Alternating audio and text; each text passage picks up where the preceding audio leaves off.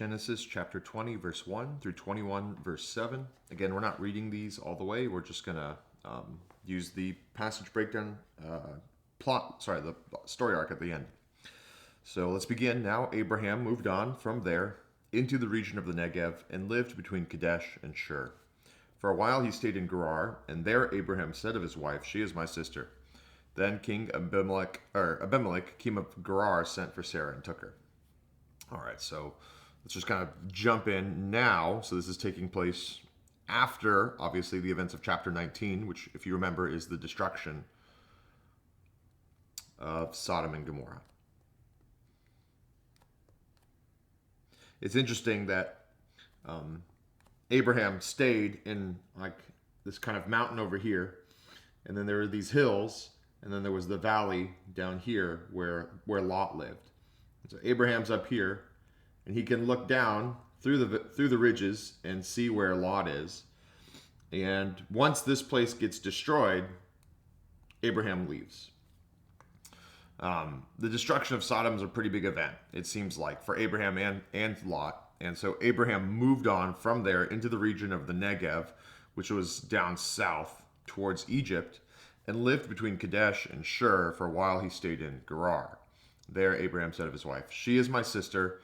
If you remember, this is exactly what he did in Egypt. So when he first arrived in Canaan, he did the same thing. He moved to the Negev, but the Negev had a famine, so he went to Egypt.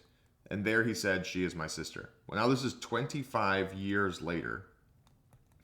And he is doing the same thing. All of the highs that we've seen of Abraham's life, they come to a crash right here when he gets to, not Egypt, this time he's in the Negev near Gerar, and he says again of his wife, "She is my sister." So Abimelech, king of Gerar, sent for Sarah and took her. And that means to be his wife.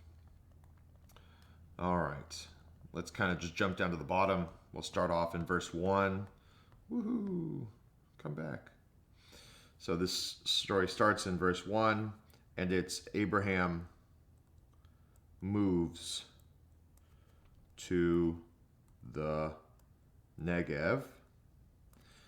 Verse 2, we see Abraham falls back into old sin.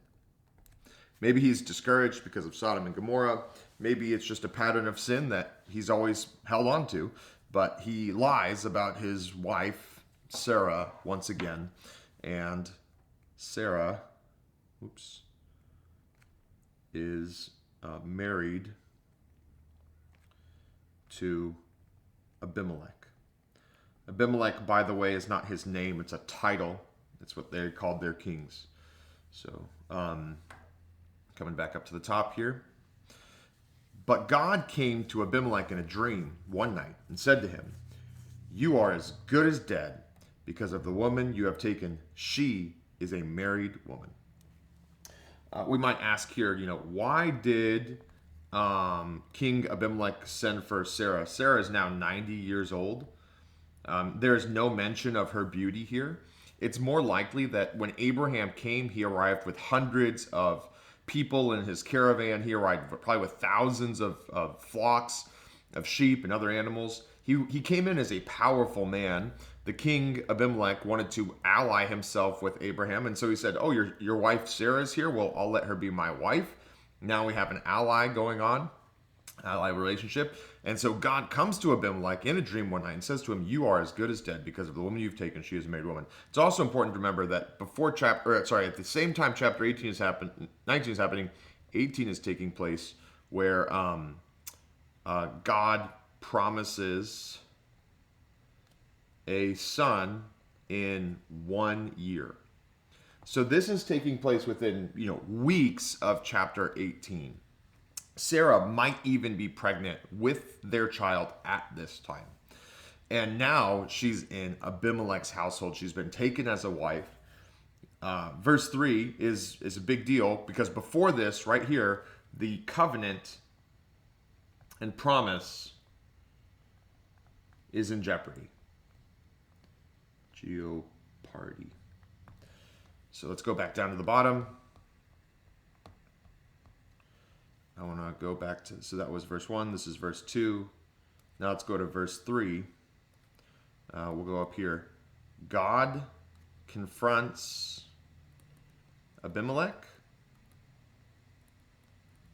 and the promises are in danger.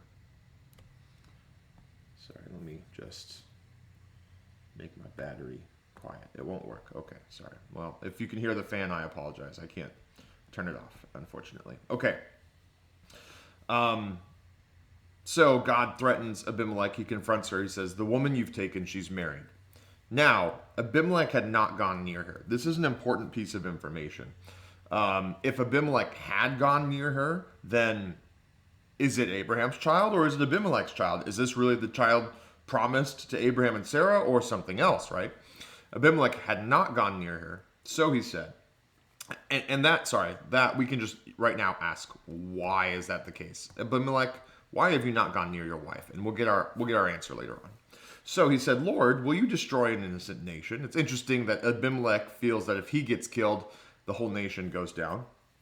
Did he not say to me, she is my sister?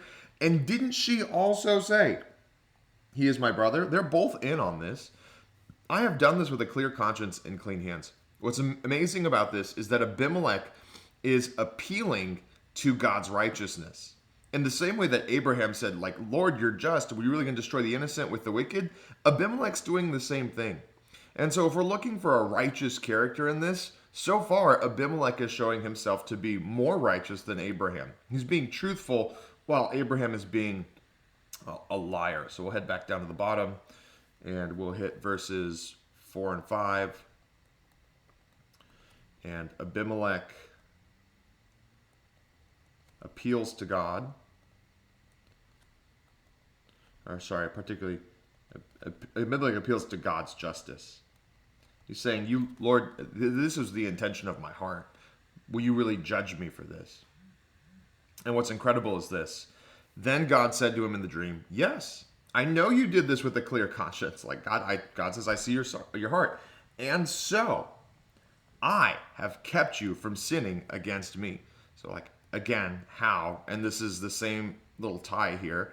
Abimelech had not gone near her. God has kept him from sinning against me, against God. So that is why I did not let you touch her, right? And the question is, how? How did God not let her touch her? Now, anyways, before we get to that, God gives a command here. Return the man's wife, for he is a prophet. He will pray for you and live. But if you not return her, you may be sure that you and all who belong to you will die. Okay, so verses 6 and 7. Go back down to the end here.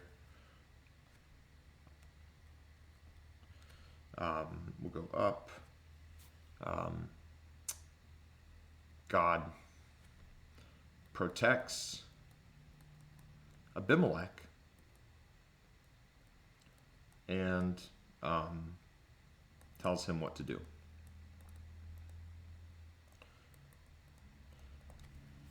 God protects Abimelech. Remember that when Abraham first came into the land back in chapter 15, God said, you can't have this land now because the iniquity of the Canaanites is not yet filled up. And we see here God is actually protecting Abimelech because Abimelech is still living righteously. It's not right for these people to lose their land yet, but it will be one day. All right. Verse 8, early the next morning, Abimelech summons his officials. He tells them what had happened. They were very much afraid. Abimelech calls to Abram and said, what have you done to us? How have I wronged you that you brought guilt upon my kingdom, all these things? What was your reason for doing this, right? And then Abraham replies, I said to myself, there is surely no fear of God in this place. They will kill me because of my wife. This is what he said back in in Haran, and in Egypt. And we're just seeing that he hasn't in this area grown. He's still fearful. And then he adds, and I think this is where he gets a little bit more honest. She really is my sister, the daughter of my father, though not of my mother, right? Stepsister, and she became my wife. All of this is true. And this is also true. When God had me wander from my father's household, I said to her, this is how you can show your love to me. Everywhere we go, say of me, he is my brother. So he did this a long time ago because he thought he would get killed. And God, when they went to Egypt, protected Sarah down in Egypt. God even now is protecting them, but it's just disappointing that all the growth that we've seen in Abraham right before the covenant finally comes true, we see him fall back into patterns of old sin. It's very disappointing, but it's important to remind us that not to put these guys on pedestals, right? And so verses 8 through 13, we have the discussion, right, where we kind of see into Abraham's heart a little bit. And then here it goes, back to 14. Abimelech brought sheep, cattle, male, female servants with Abraham, and returned his wife Sarah to him, said, live wherever you want. 16, I'm going to give you your brother 1,000 shekels of silver. This is to cover the offense. You're completely vindicated. So verses 14 through 16. Here we go. This is kind of the peak of the action here. Verses 14 through 16. Abimelech tries to right the wrong. And then in verses 17 to 18, then Abraham prayed to God, and God healed Abimelech and his wife and his female slaves so that they could have children again. So what's going on here is the reason Abimelech was unable to approach Sarah and consummate the marriage is because God made Abimelech, at least for a time, impotent, and also his wife, and also the female slaves. So all of them in that reproductive area have been afflicted as soon as Sarah walks into the house, so that they can't do anything, and that's why Abimelech has been unable to approach Sarah. Abraham prays to God. God heals Abimelech, his wife, his slaves. 4, here we go. The Lord had kept all the women of Abimelech's household from conceiving because of Abraham's wife, Sarah. God protects the covenant. So in 17 through 18, we see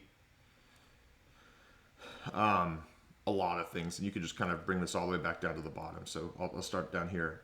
God protects the covenant. And God heals Abimelech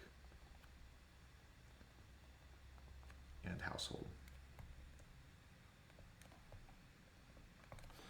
So pretty cool little story there. Reminds us that Abraham isn't perfect, and that God, even when we are putting his promises in jeopardy, is going to protect those promises despite our sin. So just huge lesson in this first chapter on God's faithfulness. And then in this next arc, again, we're going to see God's faithfulness. Oopsie. So we'll come back up. And now we're getting to chapter 21, verse 1. Now the Lord was gracious to Sarah, as he had said, and the Lord did for Sarah what he had promised. Sarah became pregnant and bore a son to Abraham in his old age at the very time God promised him. So this is just huge. This is huge, right? And I wish that maybe the peak should be right here, because it just immediately jumps into the action. Verses 1 through 2, God fulfills his promise. They've been waiting 25 years in the land of Canaan for this child. Abraham heard God decades before that in the land of Ur. And finally, it's all come true. Look at how Abraham and Sarah live. They give the name Isaac to the son. So that's verse 3. Give the name God told them to. Verse 4. Circumcise the boy.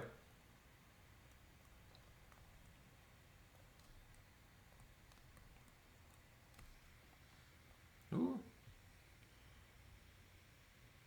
When his son was 8 years old, Abraham circumcised as God commanded him.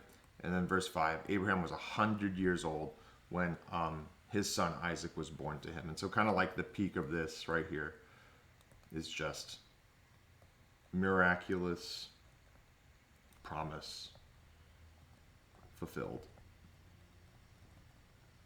And if you will, the falling action is verses 6 and 7. And it's kind of Sarah's commentary on the whole thing. But God has brought me laughter, and everyone who hears about this will laugh. Who would have said that Abraham and Sarah will nurse a child? Yet I've borne him in this old age. So that miraculous promise fulfilled. And then verses like 6 through 7 here is just that laughter.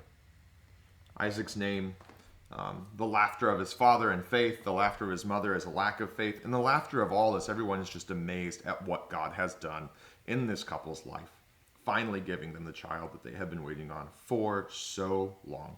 So that is Genesis chapter 20 through 21, chapter 7. And it reminds us that no matter how faithless we are, God is faithful. He will protect his promises and he will fulfill them.